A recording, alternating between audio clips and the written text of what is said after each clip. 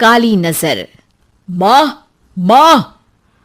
अरे क्या माँ माँ कर रहा है? बकरी का बच्चा है क्या? अरे माँ, मजाक छोड़ो। मुझे फाइनली वो मेन चौराहे वाली दुकान मिल गई है। अब देखना, आपका बेटा दुगनी स्पीड से पैसा कमाएगा। ओफो, ये क्या? मेरी ऑनलाइन मेकअप क्लास चल रही है। इतनी जोर से क्यों बोल रहे हो आप दोनों?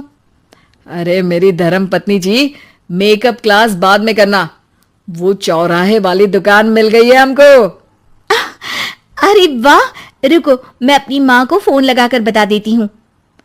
अरे मैं भी अपने रिश्तेदारों को बता देती हूँ। कितनी खुशी की बात है। हाँ हाँ, मैं भी अपने दोस्तों को बता देता हूँ। 1 हफ्ते बाद रजिस्ट्री है। बस घर में खुशी का मौका था। उन तीनों ने अपने अपने फोन उठाए और लोगों में बात फैलाना शुरू कर दिया।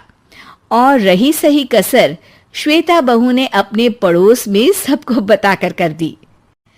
अरे वर्मा आंटी, अब हम भी जल्दी कार ले लेंगे। घर का रेनोवेशन होगा और ठाट से रहेंगे हम भी। अरे ऐसा क्या हुआ? लॉटरी बाटरी लग गई है क्या? अरे इस बार चौराहे वाली मॉल में हमको भी दुकान मिल गई है। दुकान नंबर 21, जो एकदम चौराहे पर है। अब ग्राहक बढ़ेंगे तो आमदनी भी बढ़ेगी ही ना। अरे वाह, कितनी खुशी की बात है। मैं बहुत खुश हूं तुम्हें इतना खुश देख के। बाकी एक बात कहूं, सबको मत बताते फिरना। किसी की नजर लग जाएगी तो खुशी की खबर वापस लौट जाएगी। हैं? ऐसे थोड़ी ना होता है। अब डरा रही हो। अरे सही कह रही हूं, काली नजर कहते हैं इस चीज को। जब आप किसी को कुछ बताओ और वो काम बिगड़ जाए। अरे लेकिन मैं तो। तुमने सबको बता दिया ना? हाँ, फोन लगा लगा के। अब बच के रहना, काली नजर बड़ी खतरनाक होती है। श्वेता इतनी खुश रहती है कि वो वर्मा आंटी की बात पर ध्यान ही नहीं देती, जबकि पड़ोस में और भी लोगों से खुशी की खबर शेयर करती रहती है। अगले दिन राजेश बहुत दुखी होकर घर आता है। अरे बेटा, क्या हुआ? मुंह क्यों सूजा हुआ है? मधुमक्खी ने काट लिया क्या? माँ, वो दुकान किसी और के पास चली गई। किसी ने ज्यादा भाव लगा दिया। अरे पर बात तो आपसे हुई थी ना उस दुकान वाले की। हाँ, आज मैं टोकन अमाउंट देने गया था, तब मुझे पता चला। कोई आकर सुबह मुझसे पहले ही ज्यादा अमाउंट दे गया। काली नजर। क्या कहा? वर्मा आंटी ने समझाया था कि किसी को बताना मत, वरना काली नजर लग जाएगी। अच्छा, तुम्हें उनकी बात मान लेनी चाहिए थी। उनकी बात मान लेती, लेकिन उसके पहले ही सबको बता चुके थे ना हम तीनों। अरे अगली बार से ध्यान रखेंगे। कोई भी नई चीज होगी तो किसी को नहीं बताएंगे। तीनों कुछ दिन ऐसे ही रहते हैं, पर एक दिन श्वेता को एक मेल आता है। राजेश, मेरा ऑनलाइन मेकअप कोर्स कंप्लीट हो गया। अब मैं खुद का पार्लर खोल सकती हूँ। अरे वाह, अपने मोहल्ले में ही खोलते हैं? ये जो घर के सामने दुकान है ना, वहीं? हाँ, यहाँ सस्ती भी मिल जाएगी। अगले दिन श्वेता वर्मा आंटी के पास जाती है मिठाई का डब्बा लेकर। अरे आओ आओ, कैसे आना हुआ? जोर से नहीं बोलूंगी। वो सामने वाली दुकान है ना, वहां मैं अपनी पार्लर की दुकान खोलने वाली हूँ, उसकी मिठाई है। अरे वाह, बहुत बधाई हो तुमको। हाँ, मैं कमाने लगूंगी तो राजेश पर पूरे घर का बोझ नहीं रहेगा ना आंटी जी। ये तो है, पर ये बता कि तूने ये बात किसी और को तो नहीं बताई ना? अरे नहीं नहीं, पिछली बार गलती कर दी थी। काली नजर लगी किसी की और राजेश के हाथ से वो दुकान चली गई थी। सबको मत बताना। चलो मैं चलती हूँ, कल दुकान की बात करने भी तो जाना है। अगले दिन श्वेता दुकान के लिए मालिक से बात करने जाती है। अरे लेकिन दुकान तो हम कल रात को ही किसी को दे चुके हैं। कल ही? हाँ, कल ही।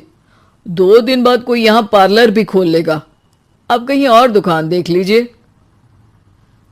अरे पर हमको भी तो पार्लर ही खोलना था। भाई एक ही दुकान है, आधी आधी तो नहीं दे सकता ना मैं। राजेश और श्वेता घर पर हताश होकर आ जाते हैं। इस बार तो किसी को बताया भी नहीं था, अब किसकी काली नजर लग सकती है। सुनो, तुमने माँ को बताया था क्या? अरे कैसी बात कर रही हो, माँ की नजर थोड़ी ना लगेगी। पक्का तुमने किसी को नहीं बताया था ना? सिर्फ वर्मा आंटी को बताया था, उन्होंने ही मुझे किसी को नहीं बताने को कहा। अरे यार तुम भी सही हो, मेरी माँ को नहीं बताने को कह रही हो, पर वर्मा आंटी को बताना तुम्हें जरूरी लगा। अरे वर्मा आंटी ने ही तो काली नजर के बारे में बताया था ना, वो हमेशा हमारा भला ही तो चाहती है। मेरी माँ भी हमारा भला ही चाहती है। अरे पर चिल्ला क्यों रहे हो, बात नहीं कर सकते क्या आराम से? नहीं आता हो आराम से बात करना, और करना भी नहीं चाहता हूं मैं।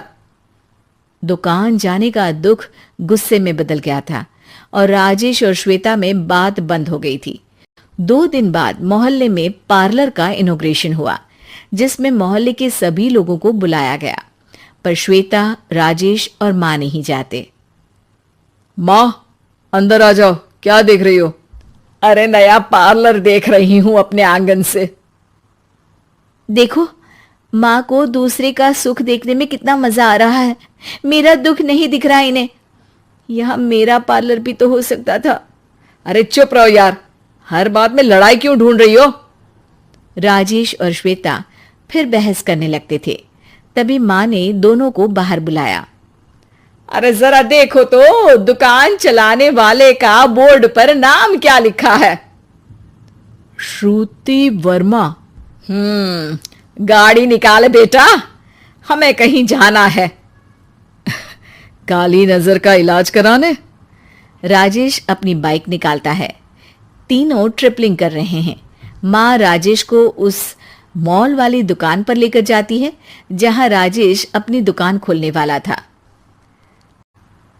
यही दुकान लेना चाहता था ना तू?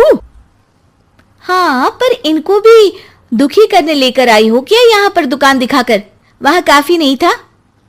अरे श्वेता थोड़ा सब्र रख, अभी पता चलेगा कि हम यहाँ क्यों आए हैं। बता, इस दुकान चलाने वाले का नाम क्या है? अनुपम वर्मा। कुछ समझ में आया? वो दुकान वाली श्रुति वर्मा, ये दुकान वाला अनुपम वर्मा, और हमारे पड़ोस में हमने उस दुकानों के बारे में बताया किसको था? अब वर्मा आंटी को। मतलब वर्मा आंटी ही हमारा काम बिगाड़ रही है? नहीं नहीं, ऐसा नहीं हो सकता, ये बस इत्तेफाक है। राजेश अपना फोन निकालता है और श्रुति वर्मा और अनुपम वर्मा के नाम फेसबुक पर सर्च करता है, जहां ये दोनों ही वर्मा आंटी के रिश्तेदार होते हैं।